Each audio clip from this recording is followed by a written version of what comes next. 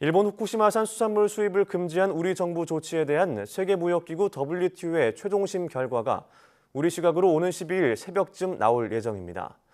1심과 마찬가지로 이번에도 패소하면 후쿠시마 수산물 수입이 허용되게 돼 파장이 클 것으로 보입니다.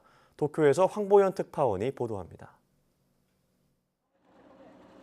우리 정부가 일본 후쿠시마 수산물의 수입을 금지한 조치가 타당한지 타당하지 않은지를 가리는 세계무역기구 WTO의 최종 판단이 코앞으로 다가왔습니다. 스위스 제네바에 본부를 두고 있는 WTO는 우리 시각으로 오는 12일 새벽쯤 결과를 공개할 예정입니다.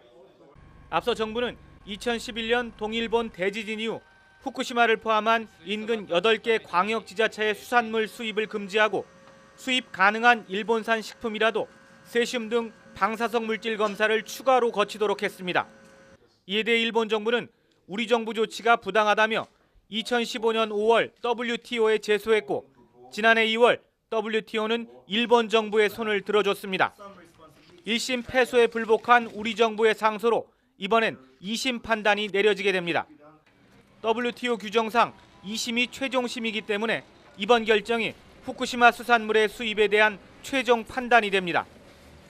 WTO 분쟁에서 1심 결과가 뒤집힌 사례가 거의 없는 만큼 일본 정부는 2심 역시 승소를 확신하는 분위기입니다.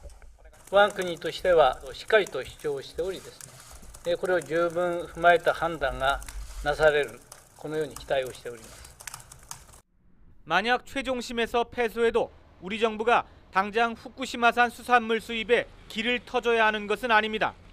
판정 결과를 즉시 이행하기 어려우면 최대 15개월까지 이행 준비 기간을 가질 수 있도록 WTO에 규정돼 있기 때문입니다. 내년 7월까지는 미룰 수 있다는 얘기입니다. 승소할 가능성도 여전히 남아있지만 패소할 경우엔 후폭풍이 만만치 않을 것으로 보입니다.